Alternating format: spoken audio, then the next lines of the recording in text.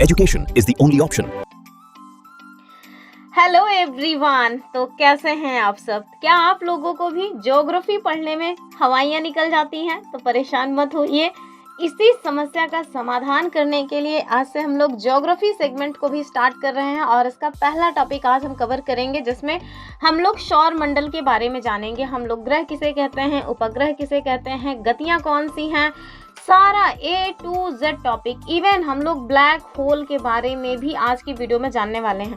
तो स्टार्ट से लेकर के एंड तक देखिए, एक सिंगल क्वेश्चन आपसे बच के नहीं निकलने पाएगा और हर बार यूपी टेट सी टेट में 1 से 2 प्रश्न इस पर्टिकुलर टॉपिक से पूछे गए हैं।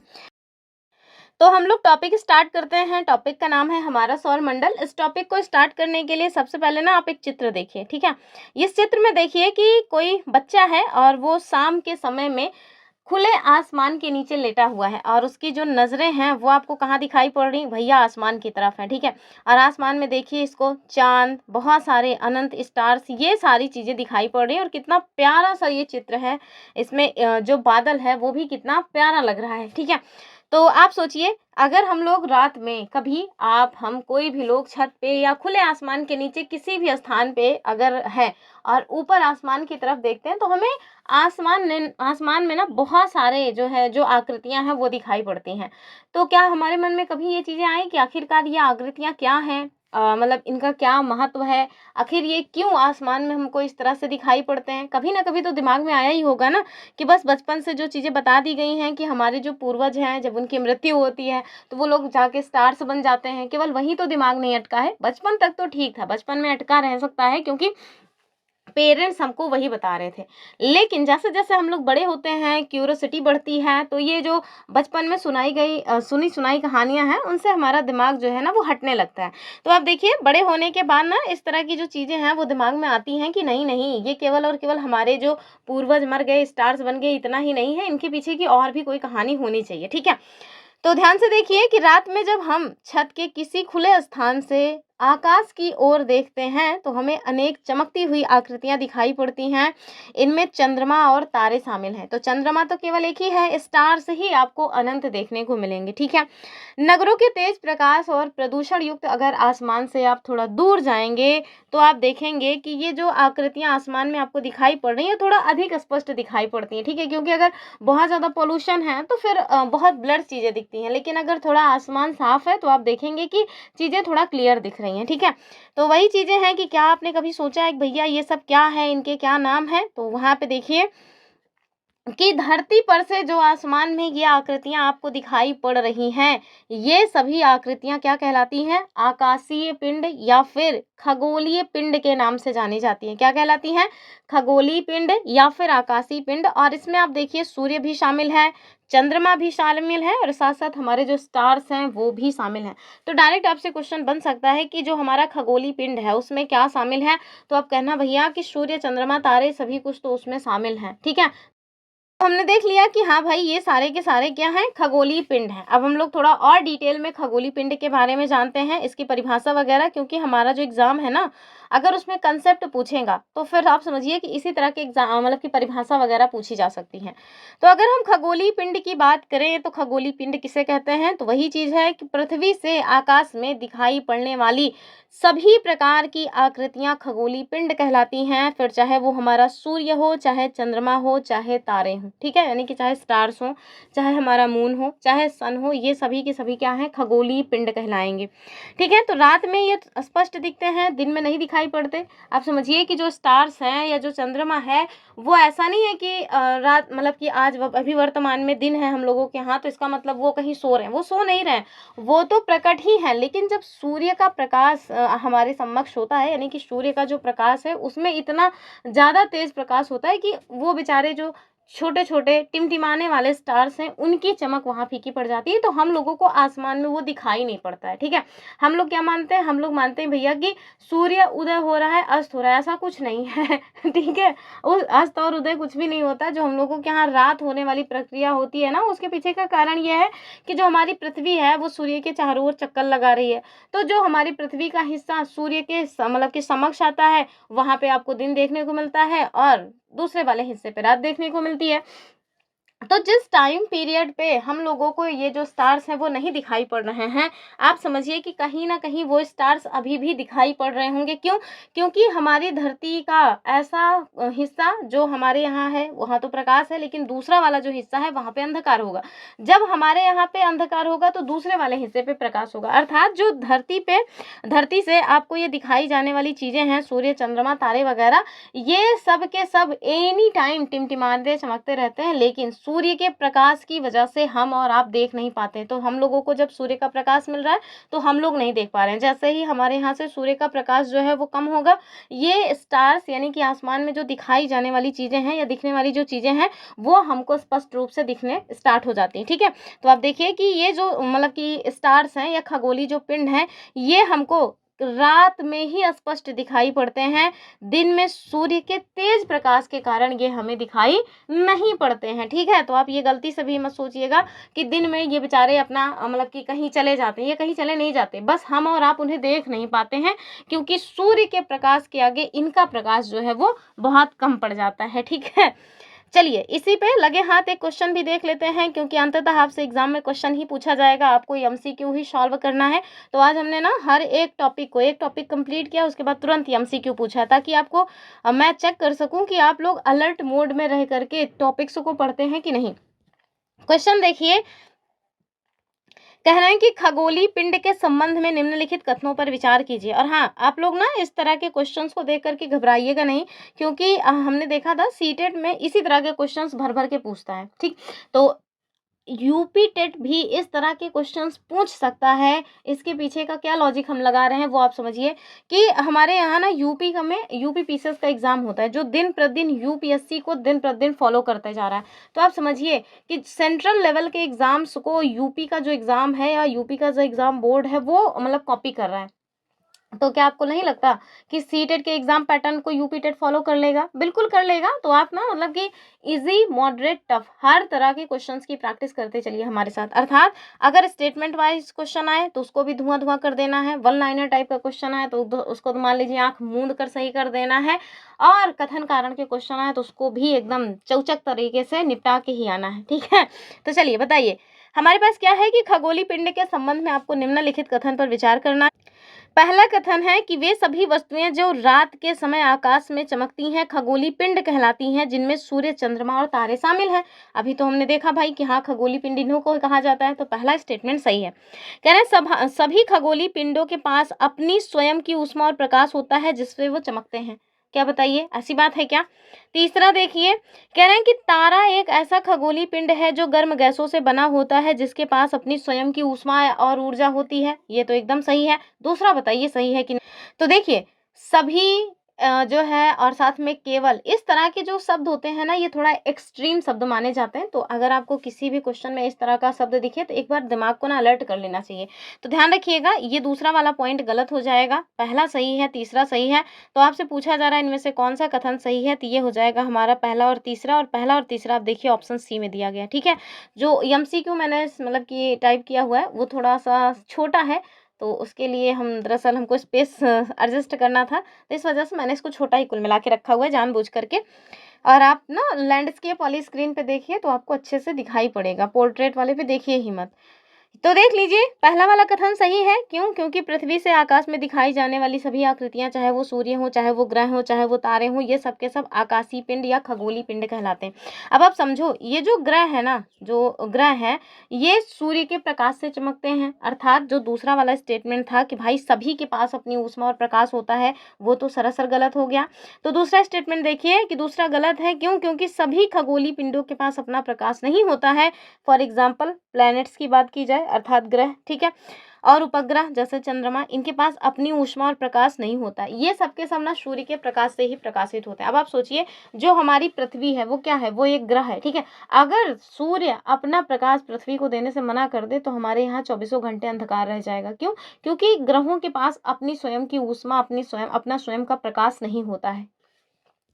तीसरा स्टेटमेंट एकदम सही है कि जो तारे होते हैं वो गर्म गैसों से बने होते हैं, उनके पास अपनी स्वयं की ऊष्मा होती है, स्वयं का प्रकाश होता है, और सूर्य भी क्या है? एक तारा है।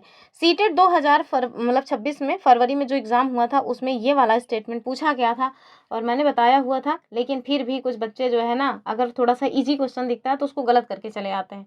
तो कुछ लोगों के साथ ये मिस्टेक हुआ था। लेकिन इस बार यूपी टेट में ना अभी आपको काफ़ी टाइम मिल रहा है, क्योंकि जुलाई में पेपर है, तो आप लोग निरंतरता के साथ हमारे साथ लगे रहिए। मैं एक एक टॉपिक को ऐसा मतलब ऐसा उसका पोस्टमार्टम करके आपको बताऊंगी ना कि बस एग्जाम में पूछा जाएगा। अगर आपने कंप्लीटेड रिवीजन वगैरह किया तो फिर आप करके ही आएंगे।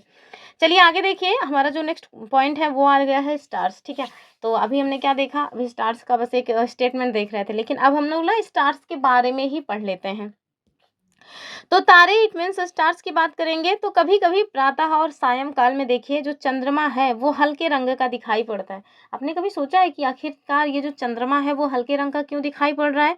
इसका कारण क्या हो सकता है? तो भैया इसका जो कारण है ना, वो सूर्य अथवा चंद्रमा का तेज प्रकाश है। क्या है? सूर्य अथवा चंद्रमा का तेज प्रकाश है। ठीक है, आगे देखिए, रात में जो है जो हमारा आकाश है उसके बारे में बता रहे हैं कि रात के आकाश में टिमटिमाती हुई आकृतियों में जो तारे हैं और जो अन्य चीजें हैं वो सब की सब चीजें शामिल होती हैं, अर्थात कुल मिलाकर के जो आकाशीय पिंड है वो शामिल होते हैं। कुल मिला के इतनी सी बात है। ठीक है, तो रात के टाइम में आपको क्या कुछ देखने को मिलता है आकाश में? तो आप देख लीजिए, आकाश में टिमटिमाती हुई आकृतियों में तारे और अन्य आकाशीय पिंड दिखाई पड़ते हैं। यहाँ पे देख लीजिए, यहाँ पे मैंने आपको बता दिया भैया, देखो ये रात का समय है और आपको खूब ढेर सारे तारे और जो अन्य चमचमाती हुई चीजें हैं वो दिखाई पड़ रही हैं। देखिए कितना प्यारा लग रहा है ना, ये मैंने एआई से जनरेट किया हुआ है।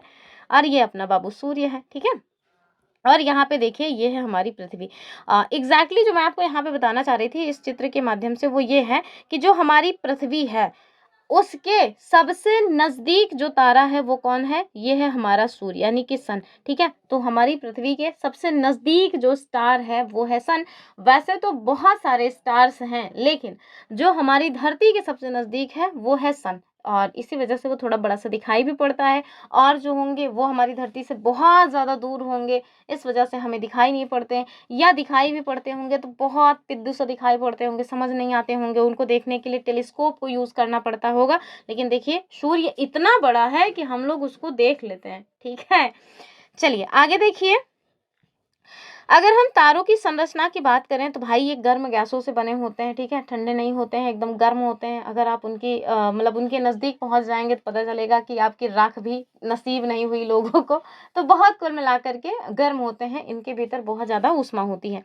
विशेषता क्या होती है स्टार्स की वो भी जाने रहिए। तो स्वयं के द्वारा अपना प्रकाश उत्पन्न करते हैं और ऊष्मा उत्पन्न करते हैं। एग्जाम्पल के लिए आप सूर्य को देख लीजिए, सूर्य के पास अपना ऊष्मा भी है, अपना प्रकाश भी है। देखिए जब सूर्य एकदम तपती दोपहरिया में आप निकल जाओ तो एकदम तपा देता है आपको, तो ये क्या है भाई? उसके भीतर ऊष्मा है। ऐसे ही उसके भीतर प्रकाश है, तभी तो सुबह होती है हम लोगों के यहाँ, हम लोगों के यहाँ शाम होती है। जब सूर्य का हिस्सा मतलब जब सूर्य मतलब धरती का जो हिस्सा सूर्य के समक्ष आ जाता है वहां पे प्रकाश हो जाता है। जिस हिस्से पे नहीं जो है सूर्य की किरणें पड़ रही है वहां अंधकार ही रहता है। तो आप समझिए कि सूर्य के भीतर ही ऊष्मा और साथ में प्रकाश उत्पन्न करने की क्षमता है। अपने ऊष्मा और प्रकाश से उसने ग्रहों को ऊष्मावान और प्रकाशवान बना के रखा है। तो हल्के मत लीजिए स्टार्स को। ठीक है, ऐसे ही थोड़े ना सूर्य को सूर्य देव कहा जाता है। और इनकी संख्या तो भाई हमारे मतलब कि जो हमारा सौर मंडल है ना उसमें, या हमारा जो आकाश है उसमें तारों की जो संख्या है वो अरबों में है। ठीक है, कितनी है? अरबों में है, मतलब अनगिनत है, आप उनको गिनती नहीं कर सकते। लेकिन हम लोग किसको देखते हैं? हम लोग सूर्य को देखते हैं। क्यों? क्योंकि मैंने यहाँ आपको बता दिया कि भैया ये धरती के बहुत नज़दीक है, 1-2 किलोमीटर दूर नहीं है। वरना आप समझे कि बहुत नज़दीक है मतलब 1-2 किलोमीटर है, तो इतना भी नज़दीक नहीं है। आगे देखिए, दूरी के प्रभाव की बात करेंगे तो सूर्य भी एक तारा है। कई तारे सूर्य से बहुत बड़े हैं। ठीक है, मतलब जैसे सूर्य एक बड़ा सा तारा तो है, लेकिन ऐसा नहीं कि इकलौता वही बड़ा है, और भी बहुत सूर्य से भी बड़े बड़े तारे हैं। लेकिन दिक्कत क्या है, हम लोग उसको क्यों नहीं देख पाते? क्योंकि वो धरती से बहुत ज़्यादा दूर है। ठीक है, यानी कि धरती से इतने ज़्यादा दूर हैं कि हम उन तारों को देख ही नहीं पाते हैं। ठीक है, या फिर अगर वो होंगे भी तो बहुत छोटे दिखते होंगे, हम लोग उनको नहीं देख पाते, जैसे सूर्य को हम लोग देख पाते हैं। और उन्हें फिर देखने के लिए क्या यूज़ करना पड़ेगा, टेलीस्कोप यूज़ करना पड़ेगा, नंगी आँखों से नहीं देख सकते कुल अब जैसे देखिए, आप सोच रहे होंगे सूर्य को भी तो नंगी आँखों से नहीं देख सकते। अरे भैया, ऐसे नहीं देख पाते ना जब सूर्य चमकता रहता है। शाम के समय देखिए जब सूर्यास्त होता रहता है, उस टाइम पे आप सूर्य में मतलब सूर्य से आँखों में आँखें डाल के बतियाओ ना, क्या दिक्कत है? उस टाइम तो सूर्य का जो प्रकाश है वो एकदम ठंडाई पे रहता है। तो हम और आप उसको एकदम कैसे मतलब उससे बोल सकते हैं ना कि तेरी नज़रों में नज़रें डाल के बात करके देखता हूँ मैं। बाकी जब मतलब सूर्योदय होता रहता है या जब सूर्य दोपहर के टाइम चमकता रहता है, उस टाइम पे हिम्मत थोड़े ना है आँख मिलाने की। लेकिन तो ठीक है, आगे देखेंगे हम लोग। और जो हमारा सूर्य है ये पृथ्वी के सबसे निकट है, ये तो हमने आपको बता ही दिया। ध्यान रखिएगा, एक-एक पॉइंट्स को मैंने बहुत ध्यान से CERT की किताबों से लिखा हुआ है, तो मतलब बहुत मेहनत की है। इस तरह की पीडीएफ बनाने में ना 3 से 4 घंटे लग जाते हैं। तो मैं चाहूँगी कि आप लोग वीडियो को ध्यान से देखें, इसको यूटिलाइज़ करें। इस तरह का कंटेंट आपको पूरे यूट्यूब पे फ्री में कोई नहीं देगा, ठीक है? तो आपको एक बेहतरीन कंटेंट दिया जा रहा है, ईज़ी लैंग्वेज में बताया जा रहा है, समझाया जा रहा है, तो आप उसका फ़ायदा उठाइए। ऐसा कंटेंट मैं दावे के साथ कह रही हूँ यूट्यूब पे नहीं मिलेगा, फ्री में नहीं मिलेगा। लोग पेड कोर्स में क्या करा रहे हैं, क्या नहीं करा रहे हैं, मुझे नहीं मतलब है, मतलब मैं जानती भी नहीं हूँ। तो इसको आप लोग कुल मिला के यूटिलाइज़ कीजिए और आपको अगर वीडियोज़ पसंद आता है तो वीडियो को हाइप करके अपने मित्रों के साथ शेयर करिए ताकि उन लोगों को भी क्वालिटी ऑफ कंटेंट प्राप्त हो सके। आगे देखिए, और यहाँ पे ना थोड़ा-सा एक छोटा-सा पॉइंट दिया हुआ था हमारी बुक में, तो हमने उसको एज़ इट इज़ कॉपी कर लिया है कि आकाश में अनेक तारे हैं जो हमारे सूर्य से भी बड़े हैं, परंतु ये तारे चंद्रमा से भी छोटे और कम प्रकाशवान दिखाई पड़ते हैं। इसके पीछे का कारण क्या है? तो वही भाई बहुत ज़्यादा दूर है, ठीक है? फॉर एग्ज़ाम्पल के लिए इन्होंने बता दिया है कि सपोज़ दैट अगर आप इसको अपने रियल लाइफ़ में एक्सपीरियंस करना चाहें तो आप क्या करें? तो आप नज़दीक से किसी वृक्ष को देखिए, ठीक है? उसके बाद उसी या उससे भी बड़े आकार के किसी दूर के वृक्ष को देखिए। देखने के बाद ना आप जब तुलना करेंगे तो आपको पता चलेगा कि जो दूर का वृक्ष है, वो समान या बड़े आकार का होने पर भी दूरी के कारण आपको क्या दिखाई पड़ता है? छोटू-सा दिखाई पड़ता है, ठीक है? इसी प्रकार अगर आप मतलब यहाँ अपना शाम-वाम को देखिए, दोपहर में कौन ही देखेगा, दोपहर में दिखेंगे भी नहीं। सपोज़ दैट शाम को देखिए जब पक्षियाँ अपने घर की ओर, अपने बसेरे की ओर जाती रहती हैं, तो आप देखिए कि वो अगर आपके नज़दीक हैं, तो बड़ी दिखाई पड़ेंगी, लेकिन जैसे-जैसे ऊँचाई पे जाती हैं, आप देखिए कि वो एकदम इतनी छोटी-सी दिखाई पड़ने लगती हैं, ठीक है? तो ऐसा थोड़ी ना है कि वो इतनी छोटी-सी थी, जब ना आपके नज़दीक थी, तो हो सकता है कि वो आपको इतनी बड़ी दिखाई पड़ रही थी, ठीक है? मैं बहुत ज़्यादा मेरा आर्ट वगैरह अच्छा नहीं है भैया, तो ये मैंने एक पक्षी बनाया, ठीक है? तो सपोज़ दैट जब वो नज़दीक थी, तो आपको इतनी बड़ी-सी दिख रही है, लेकिन आपने देखा कि पक्षियाँ आकाश में उड़ गई ऊँचे, तो वो आपको केवल इतनी बड़ी-सी दिखाई पड़ रही हैं। तो ये इसके पीछे का कारण क्या है? इसके पीछे का कारण है भाई दूरी, ठीक है? जब आप किसी वस्तु को दूर से देखते हैं, तो वो आपको छोटी दिखाई पड़ती है।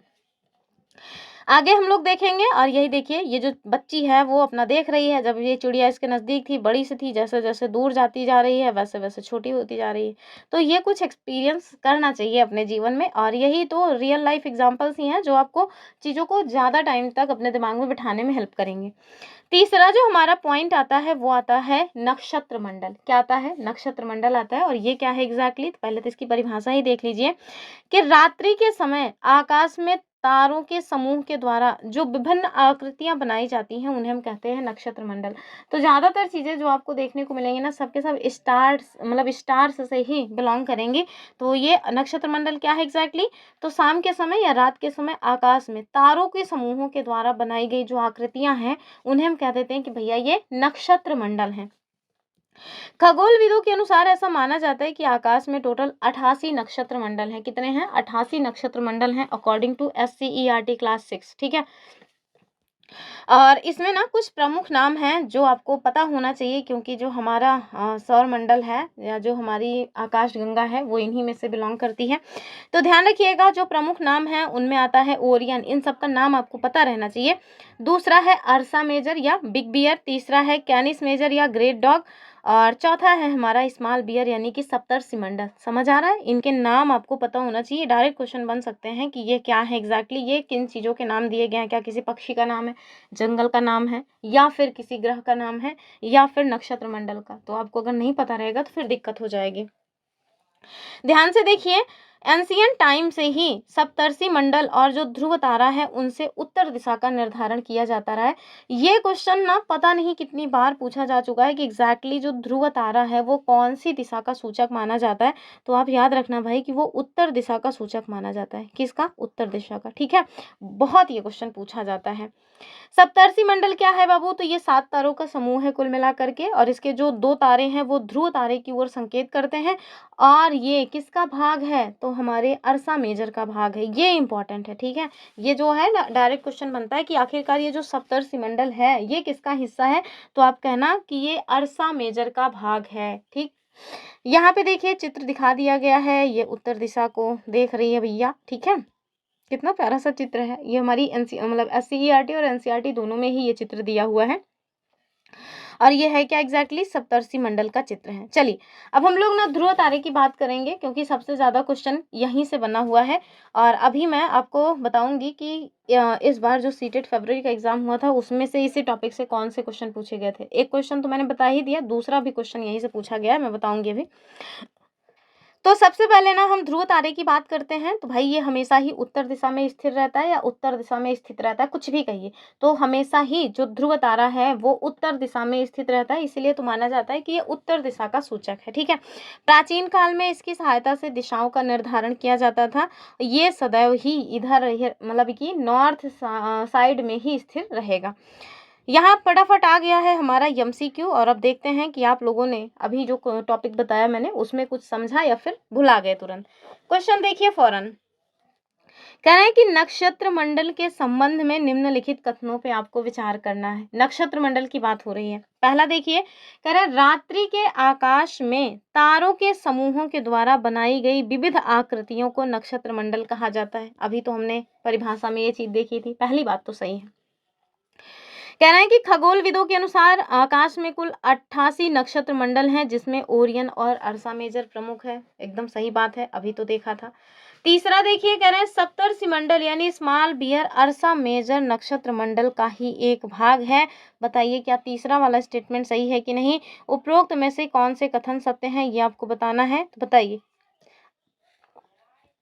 तीनों के तीनों स्टेटमेंट सही हैं। ठीक है, यानी कि पहला भी ठीक है, दूसरा भी, तीसरा भी, अर्थात डी ऑप्शन एकदम सही हो जाएगा। ठीक है, तो देख लीजिए ये दोनों एकदम एज इट इज लाइन लिखा हुआ है। तीसरा भी देख लीजिए कि जो सप्तर्षि मंडल है 7 तारों का समूह है, जिसे क्या कहते हैं? स्मॉल बियर भी कहते हैं, और ये किसका भाग है? अर्सा मेजर का ही हिस्सा है। ये देखिए मैंने आपको यहाँ पे बताया तो था, कहाँ गया पॉइंट? ये देखिए कि ये जो सप्तर्षि मंडल है ये अर्सा मेजर का ही भाग माना जाता है। ठीक है, आगे देखिए, और हमारा जो अगला पॉइंट है वो ध्रुव तारे से क्वेश्चन है। तो पोल स्टार से जो क्वेश्चन है ना उसमें दरअसल आपसे रॉन्ग स्टेटमेंट पूछा जा रहा है। क्या पूछा जा रहा है? रॉन्ग स्टेटमेंट पूछा जा रहा है कि आप चलो बताओ रॉन्ग कौन सा है। पहला स्टेटमेंट देखिए कि ध्रुव तारा हमेशा उत्तर दिशा में स्थिर रहता है और अपनी स्थिति नहीं बदलता। एकदम सही बात है भैया, वो एकदम उत्तर दिशा में ही स्थित रहता है। कह रहे हैं प्राचीन काल में लोग इसकी सहायता से दिशा का निर्धारण करते थे। एकदम सही बात है। तीसरा पॉइंट क्या है कि सप्तर्षि मंडल के संकेतक तारों को मिलाने वाली काल्पनिक रेखा ध्रुव तारे की ओर संकेत करती है। एकदम सही बात है। ठीक है, चौथा कह रहे हैं कि ध्रुव तारा सौर मंडल के सभी 8 ग्रहों की तरह सूर्य की परिक्रमा करता है। ऐसा तो मैंने कोई पॉइंट नहीं बताया था ध्रुव तारे के बदले मतलब के बारे में, तो ये बात सरासर गलत हो जाएगी। हमसे गलत ही पूछा गया था, ऑप्शन डी एकदम सही हो जाएगा, क्योंकि ये बेचारा परिक्रमा वगैरह तो कर नहीं रहा, ये तो स्थिर है एकदम से, तो इससे क्या दुनियादारी से मतलब है। तो कुल मिलाकर के डी वाला ऑप्शन एकदम सही है। ठीक है, तो ध्यान से देख लीजिए कि ध्रुव तारा क्या है? एक तारा है, तो इसको जाहिर सी बात है कि किसी का मतलब कि अपने मतलब इसके पास अपनी ऊष्मा है, अपना प्रकाश है, तो किसी भी ग्रह की तरह इसको सूर्य का चक्कर लगाने की कोई ज़रूरत ही नहीं है, क्योंकि जो ग्रह हैं वो सूर्य का चक्कर क्यों लगा रहे हैं? क्योंकि उनको ऊष्मा और प्रकाश की आवश्यकता है। लेकिन जब खुद में ही कोई स्टार है और उसके पास खुद ही मतलब अपना प्रकाश है, तो उसे दूसरे के सामने हाथ फैलाने की क्या ज़रूरत है? तो इस वजह से आप देखिए कि जो ध्रुव तारा है ये कोई मतलब कि प्लैनेट तो है नहीं, कोई ग्रह तो है नहीं, ये पृथ्वी के अक्ष की सीध में होने के कारण हमें स्थिर दिखाई देता है। ये ग्रहों की तरह सूर्य के चारों ओर परिक्रमा बिल्कुल भी नहीं करता है। ये डायरेक्ट स्टेटमेंट पूछा जा सकता है, फिर आप फंस जाएंगे, लेकिन हमारे साथ प्रिपरेशन कर रहे हैं तो कहाँ फंसेंगे, हम आपको फंसने थोड़े ना देंगे। चलिए आगे देखेंगे। और हाँ, अगर आपको वीडियो पसंद आ रहा है, मज़ेदार एक्सप्लेनेशन समझ आ रही है, तो भैया सब्सक्राइब कर लीजिए चैनल को, और हाँ, वीडियो को लाइक करके अपने मित्रों के साथ शेयर कर दीजिए और हाइप कर दिया करिए। इससे ना शेयर करने की भी ज़रूरत आपको नहीं पड़ेगी। फिर आता है हमारा सोलर सिस्टम, क्योंकि सबसे ज़्यादा इम्पोर्टेंट तो यही है अंततः। अगर हम लोग सोलर सिस्टम की बात करें तो हमारा जो सूर्य है, 8 ग्रह कौन-कौन से? बुध, शुक्र, पृथ्वी, मंगल, बृहस्पति, शनि, अरुण, वरुण, ठीक है? ध्यान से देखिए कि आखिरकार ये जो सौर मंडल है इसमें कौन-कौन है? एक तो हमारा सूर्य, क्योंकि ये सौर मंडल का मुखिया ही है, और इसके साथ-साथ 8 ग्रह कौन से हैं इनके नाम बता दिए। उसके साथ ये मतलब कि 8 ग्रहों के ये जो हमारे ग्रह हैं उनके उपग्रह भी होते हैं, यद्यपि सारे ग्रहों के उपग्रह नहीं है, लेकिन फिर भी जिनके हैं उपग्रह वो। इसके साथ-साथ एस्टेरॉइड्स यानी कि जो क्षुद्र ग्रह हैं वो, पुच्छल तारे, इनसे क्वेश्चन ऑलरेडी पूछा गया है यूपी टेट में, यानी कि कॉमेट्स और उल्का पिंडों से मिलकर बना है। तो आप समझिए कि जो सोलर सिस्टम है वो किसी एक चीज़ से मिल नहीं बना हुआ है, ये बहुत सारी चीज़ों से मिलकर बना है, जिसमें आप देखिए हमारा सूर्य भी शामिल है, हमारे 8 ग्रह भी हैं, उनके उपग्रह हैं, इसके साथ-साथ क्षुद्र ग्रह हैं और पुच्छल तारे और उल्का पिंड आदि हैं, ठीक है? तो इन सब से मिल कर के जो हमारा सोलर सिस्टम है वो बना हुआ है, ठीक है? जो हमारे सूर्य देव हैं, यानी कि जो हमारा सन है वो सौर परिवार का हेड है, ठीक है? यानी कि दादाजी हैं, ठीक है? सोलर सिस्टम अगर एक फैमिली है तो आप समझिए कि जो सूर्य है वो उस फैमिली के हेड हैं, यानी कि दादाजी हैं, ठीक है? तो ये जो सूर्य है ये सौर परिवार का क्या है? मुखिया है और केंद्र है। सबसे बड़ी बात जो है ये केंद्र है। अपने गुरुत्वाकर्षण यानी अपने जो ग्रेविटेशनल फोर्स है उसी से सभी सदस्यों को अपनी कक्षा में परिक्रमा करवाता है। समझ रहे हैं? जैसे दादाजी, अगर दादाजी बहुत धनी है, बहुत पैसा है उनके पास, मतलब करोड़ों की संपत्ति है, तो आप समझिए कि जो उनके चेले चापड़ हैं, अर्थात उनके पुत्र, उनकी पुत्रियां, उन पुत्र के जो पुत्र या पुत्रियां हैं, सब के सब दादाजी के इर्द गिर्द आपको घूमते हुए ही नजर आएंगे। क्यों? क्योंकि सबको पता है कि दादाजी ही सबसे धनवान आदमी है और इन्हीं के पास रहने से ही अपना फ्यूचर सिक्योर है। तो कुल मिला करके ये जो पैसा वगैरह है, दादाजी की जो पावर है, उसको आप समझ लीजिए कि यही तो है उनका ग्रेविटेशनल फोर्स, यानी कि गुरुत्वाकर्षण बल, जिसके दम पे वो सबको अपने उंगली पे नचा रहे हैं। तो ऐसे ही आप समझिए सूर्य चूंकि एक स्टार है, सौर मंडल के केंद्र में है, उसके पास अपनी ऊष्मा और अपना जो है प्रकाश है, इसी के बल पे कह रहा है, मतलब कि यही है जो उसका गुरुत्वाकर्षण बल जो है, जिसकी बदौलत सारे के सारे जो ग्रह, उपग्रह और भी जो चीजें हैं, क्षुद्र ग्रह वगैरह, वो सब के सब इसके चारों ओर क्या कर रहे हैं? चक्कर काट रहे हैं, ठीक है? चलिए आगे देखिए। यहाँ पे ना मैंने बहुत एक प्यारा सा ये जो है चित्र बना दिया है। ये चित्र एग्जैक्टली हमारे SCERT की बुक में ही था, लेकिन मैंने इसको थोड़ा और AI से क्लीन करवाया हुआ है। देखिए कितना प्यारा लग रहा है, वैसे ना एकदम ब्लर ब्लर आ रहा था। तो देख लीजिए, दूरी के आधार पर मतलब कि मैं इसके बारे में आपको बता दे रही हूँ। कुछ थोड़ी बहुत इसमें ना समस्याएं हैं चित्र में, उसको मैं बता रही हूँ, आप उसको सुधार लीजिएगा, ठीक है? तो सबसे पहले देख लीजिए, ये हमारे सौर मंडल के हेड यानी कि मुखिया जी हैं सूर्य। सूर्य के बाद दूरी के आधार पर, यानी बढ़ते हुए दूरी के आधार पर आपको जो ग्रह हैं उनके बारे में बताया जा रहा है। तो सबसे पहले आएगा अपना बुध, ठीक है? हिंदी में गलत लिखा हुआ है तो ये है अपना मरकरी, ठीक है? बुध के बाद आता है शुक्र, ये है वीनस, ठीक है? हिंदी वाला गलत है, उस पर बिल्कुल भी ध्यान मत दीजिएगा। तो बुध के बाद शुक्र के बाद अपनी प्यारी पृथ्वी आती है, यानी कि अर्थ के बाद आता है मंगल, ठीक है? तो इन चारों का नाम समझ आया कौन कौन से हैं? तो भैया बुध है, शुक्र है, पृथ्वी है, उसके बाद मंगल है, ठीक है? इसके बाद ना एक क्वेश्चन बनता है कि भाई वो कौन से 2 ग्रह हैं जिनके मध्य में क्षुद्र ग्रह पेटी मिलती है? तो आप याद रखिएगा कि मंगल और बृहस्पति के मध्य में आपको क्षुद्र ग्रह पेटी देखने को मिलती है। देखिए कितनी प्यारी लग रही है, ठीक है? फिर बृहस्पति के बाद आप देखिए आता है शनि के बाद आता है अरुण के बाद आता है वरुण के बाद आता है यम। आपको पता है जो ये यम है, यानी कि जो प्लूटो है, ये थोड़ा यहाँ पे ना स्पेलिंग में मिस्टेक हुई है, मैं आपको जो बता रही हूँ उस पर ध्यान दीजिएगा। तो ये जो प्लूटो है इसको 2006 के बाद से ग्रहों की श्रेणी से निकाल दिया गया। पहले 9 ग्रह माने जाते थे, वर्तमान में 8 ग्रह ही माने जाते हैं, ठीक है? तो इसको आप एकदम दिमाग में बिठा के रखिएगा कि अभी वर्तमान में जो प्लूटो है ये क्षुद्र मतलब कि हमारे ग्रहों की श्रेणी से बाहर निकल चुका है। तो अभी टोटल कितने ग्रह हैं? केवल और केवल 8 ग्रह हैं, ठीक है? तो याद रखिएगा इसको, कौन कौन से हैं? बुध, शुक्र, पृथ्वी के बाद आएगा फिर हमारा मंगल और बृहस्पति, जिनके मध्य में आपको क्षुद्र ग्रह बेल्ट देखने को मिलेगी, यानी एस्टेरॉयड बेल्ट इसको बोला जाता है। और उसके बाद फिर आता है शनि, फिर मतलब कि अरुण, फिर वरुण। ठीक है, बस इतना ही आपको याद रखना है। ठीक है, चलिए, और मैं इस चित्र को ना पीडीएफ जब आपको शेयर करूंगी तो हो सकता है चेंज कर दूं, वरना आप पीडीएफ पढ़ के कंफ्यूज हो, तो कंफ्यूज ना हो इस वजह से मैं इस पर थोड़ा काम कर लूंगी। चलिए आगे देखेंगे। और हाँ, ये चित्र बहुत ही महत्वपूर्ण है, इससे क्वेश्चन हमेशा ही बनते रहे हैं। फिर देखिए, सौरमंडल के जो मुख्य घटक हैं उन्हें फटाफट देख लीजिए। तो सूर्य के बारे में हमने बता ही दिया भैया कि ये सौर परिवार के केंद्र में है। ठीक है, यानी कि सौर परिवार के मुखिया हैं कुल मिलाकर के, और ऊष्मा के और ऊर्जा के सबसे बड़े सोर्स के रूप में जाने जाते हैं। फिर देखिए, 8 ग्रह हैं, और 8 ग्रह कौन कौन से हैं अभी हमने बता दिया भैया। बुध यानी मरकरी, शुक्र यानी कि वीनस, मतलब इसके अंग्रेजी में भी नाम आपको पता होना चाहिए। अर्थ यानी पृथ्वी, देन मंगल यानी मार्स, देन बृहस्पति यानी जुपिटर, देन शनि यानी कि सैटर्न, और आता है फिर अरुण जिसको हम लोग कहते हैं यूरेनस, एंड देन आता है वरुण यानी कि नेपच्यून। ठीक है, तो ये जो हमारा था ना, यहाँ पे ये थोड़ा सा नाम वगैरह में गलती हुई थी, तो इसी वजह से मैंने इसको हटा दिया। ये दरअसल नेपच्यून है, नेपच्यून। और इसके बाद ये वाला जो है ये है प्लीटो, तो इसको तो हटा ही देना है। क्यों? क्योंकि भाई अब ये है ही नहीं, सौरमंडल में हमारे ग्रहों की श्रेणी से बाहर निकल चुका है। तो टोटल जो 8 ग्रह हैं उनके बारे में आपने देखा। अब हम ना उपग्रहों के भी बारे में जान लेते हैं, क्योंकि ग्रहों से ही अकेले तो काम चलेगा नहीं। उपग्रह कौन है इनके बारे में भी जानना है। वैसे जितने उपग्रह हैं सबको नहीं जान सकते, क्योंकि कई ऐसे ग्रह हैं जिनके मतलब कि 100 के आसपास उपग्रह हो चुके हैं, तो फिर सबके नाम नहीं जाना जा सकता ना। लेकिन जो हमारे बुक में दिया है उनको तो आपको पता होना चाहिए।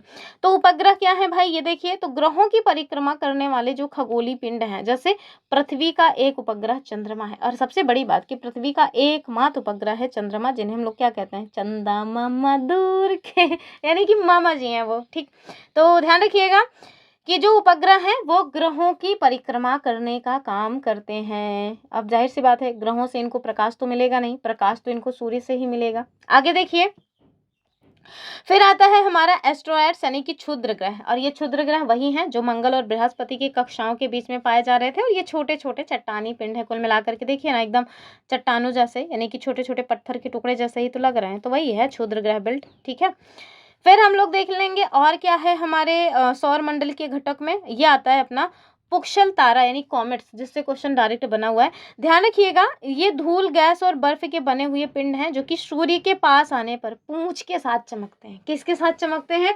पूंछ के साथ चमकते हैं। फिर आते हैं हमारे उल्का पिंड, जिन्हें हम कहते हैं मेट्रोइड्स। ठीक है, या मेट्रोइड्स, जो भी आप बोलना चाहें भैया, उल्का पिंड बोलिए, हम तो यही कहेंगे। हम हिंदी माध्यम वाले हैं, हिंदी बढ़िया समझ आती है, तो उल्का पिंड याद रखिए कि धूल और छोटे चट्टानी टुकड़े जो पृथ्वी के वायुमंडल में प्रवेश करते ही जलने लगते हैं, उन्हें हम क्या कहते हैं? इन्हें हम कह देते हैं भैया कि ये बेचारे उल्का पिंड है। ठीक है, जो पृथ्वी के वायुमंडल में प्रवेश होते ही क्या जाते हैं? जल भुन जाते हैं। उनको मजा नहीं आता, एकदम जल भुन जाते हैं। आगे देखिए, तो ये वाला चित्र और ये सारे पॉइंट्स ये आपको पता रहना चाहिए, क्योंकि इनसे हमारे एग्जाम में डायरेक्ट क्वेश्चन बनता है। अब हम ना अपने सौर परिवार के हेड के बारे में पढ़ लेते हैं, यानी कि जो सूर्य हैं उनके बारे में थोड़ा जान लेते हैं। चित्र देखिए, इनको देख करके ही मतलब सूर्यमय हो गया है मन हमारा।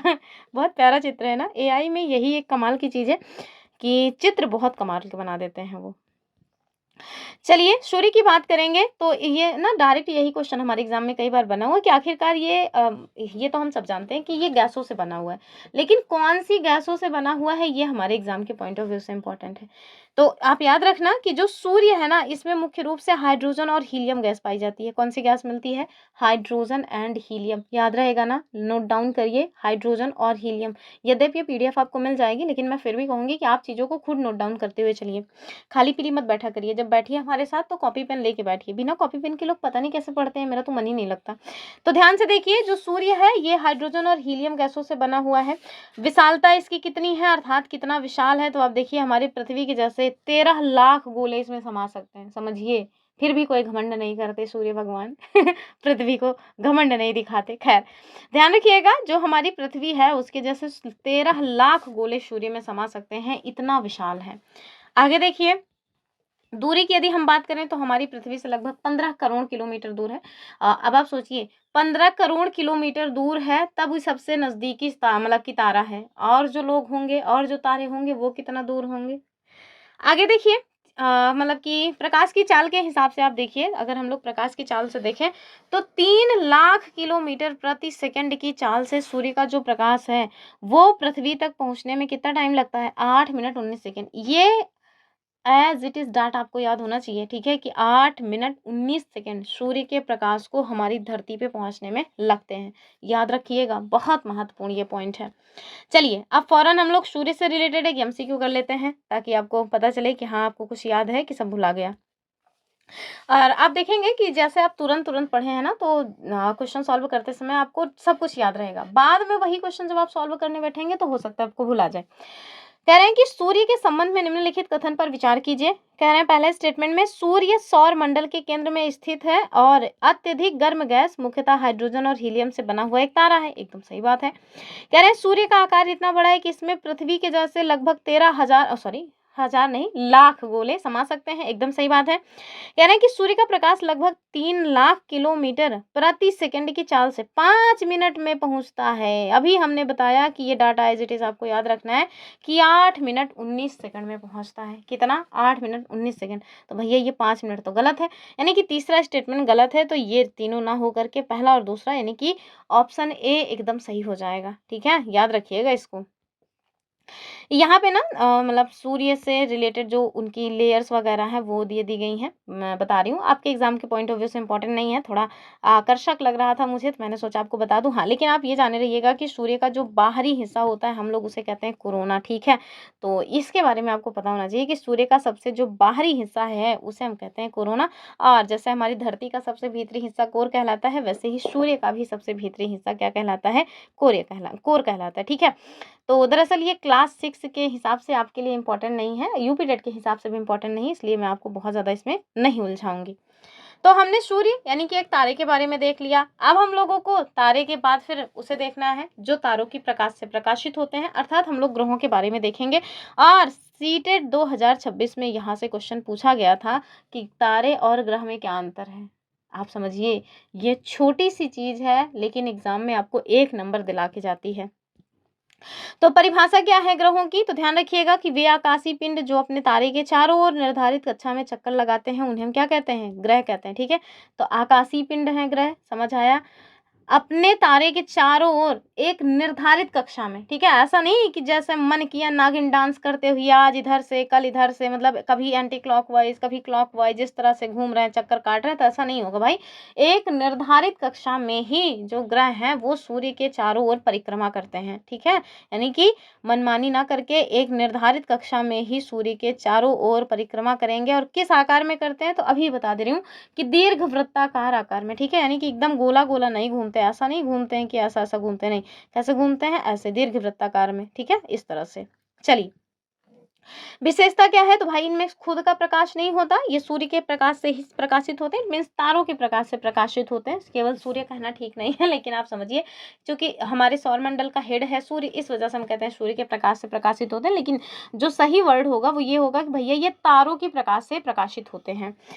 कुछ पॉइंट्स हैं, मतलब कि ऐसा नहीं है कि किसी को भी आप ग्रह कह देंगे, नहीं। ग्रह कहलाने के लिए ना कुछ एलिजिबिलिटी होनी चाहिए, कुछ एलिजिबिलिटी क्राइटेरिया सेट किया गया है। वो क्या है कि ग्रह होने के लिए पिंड का गोल होना और किसी दूसरे ग्रह की कक्षा को ना काटना अनिवार्य है। आपको पता है प्लूटो जो है उसको क्यों ग्रहों की श्रेणी से निकाला गया? क्योंकि वो किसी की कक्षा को ही काटने का काम कर रहा था। ठीक है, अभी आगे हम लोग उसको देखेंगे। तो भाई ग्रह कहलाने की शर्त क्या है, इसको आप याद रखिएगा कि ग्रह होने के लिए पिंड का पहले तो गोल होना आवश्यक है। ठीक है, और इसके साथ साथ किसी भी दूसरे ग्रह की कक्षा को बिल्कुल काटना नहीं है।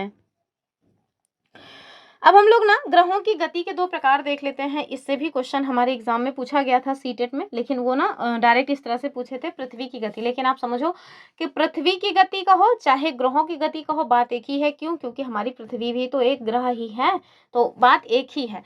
तो हम देखिए, जैसे हमारी पृथ्वी की 2 प्रकार की गतियाँ होती हैं, ऐसे ही आप समझिए कि जो हमारा ये ग्रह हैं, चाहे जो ग्रह हैं, उनकी भी ना 2 प्रकार की गति होती है। कौन-कौन सी? एक तो वो अपने ही अक्ष पे चक्कर काटेंगे और दूसरा सूर्य के चारों ओर चक्कर काटेंगे। तो जब अपने ही अक्ष पर चक्कर काटेंगे, अपनी ही धुरी पर लट्टू की तरह घूमेंगे, तो उसे क्या कहेंगे भैया? रोटेट कर रहे हैं, यानी कि परिभ्रमण कर रहे हैं अपने ही अक्ष पे। ठीक है, ये इनका अक्ष है, इसी अक्ष के चारों ओर चक्कर काट रहे हैं। तो आप समझिए कि वो परिभ्रमण कर रहे हैं, अर्थात रोटेशन कर रहे हैं। वहीं अगर सूर्य, सपोज दैट ये हमारा सूर्य है, इस सूर्य के चारों ओर चक्कर काटना स्टार्ट कर दिए, तो आप समझिए कि ये क्या कर रहे हैं भैया, ये रिवॉल्यूशन कर रहे हैं, अर्थात सूर्य के चारों ओर चक्कर काट रहे हैं। और कौन सी आकृति में, तो भाई दीर्घवृत्ताकार आकृति में ही काटेंगे, ये बात आपको याद रखना है। हाँ, दिशाओं को लेकर के ना अक्सर हमारे दिमाग में कंफ्यूजन होता है। आप याद रखिएगा कि सौर मंडल के टोटल 6 ग्रह तो ऐसे हैं जो घड़ी की सुई के विपरीत यानी एंटी क्लॉकवाइज घूमते हैं। अर्थात आप देखिए, जो हमारे घड़ी की सुई है ना, ये सपोज दैट ये हमारी घड़ी है, ठीक है, ये सपोज दैट ये हमारी घड़ी है, तो आप देखिए कि जो सुई है वो इस तरह घूमती है। कैसी घूमती है ये, और इसे हम क्या कहते हैं, इसे हम कहते हैं क्लॉकवाइज, ठीक है, यानी कि घड़ी की सुई की दिशा में घूमना जो है इट मीन्स क्लॉकवाइज घूम रही है। लेकिन यहाँ क्या कहा जा रहा है, यहाँ कहा जा रहा है कि सौर मंडल के 6 ग्रह ऐसे हैं जो घड़ी की सुई के विपरीत यानी एंटी क्लॉकवाइज घूमते हैं। अर्थात अगर आपसे एंटी क्लॉकवाइज घूमने की बात की जाएगी तो वो क्या होगा, वो ऐसे हो जाएगा भैया कि ये इस तरह से घूमेगा, ठीक है, ऐसे घूमेगा, ऐसे, ठीक, यानी कि अगर इस तरह से घूम रहा है तो एंटी क्लॉकवाइज, इस तरह से अगर घूम रहा है तो ये क्लॉकवाइज, ठीक है, गलती से भी इसमें गलती नहीं होनी चाहिए।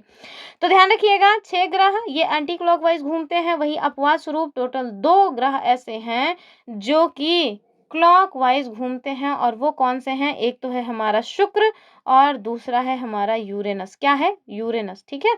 तो ध्यान रखिएगा कि शुक्र यानी कि वीनस और यूरेनस ये दोनों क्लॉकवाइज घूमते हैं। बहुत कंफ्यूज करने वाला ये पॉइंट है, अपने कॉपी में नोट कीजिए इसको कि शुक्र और यूरेनस ये घड़ी की सुई की दिशा में सूर्य का चक्कर लगाते हैं, अर्थात क्लॉकवाइज घूमते हैं।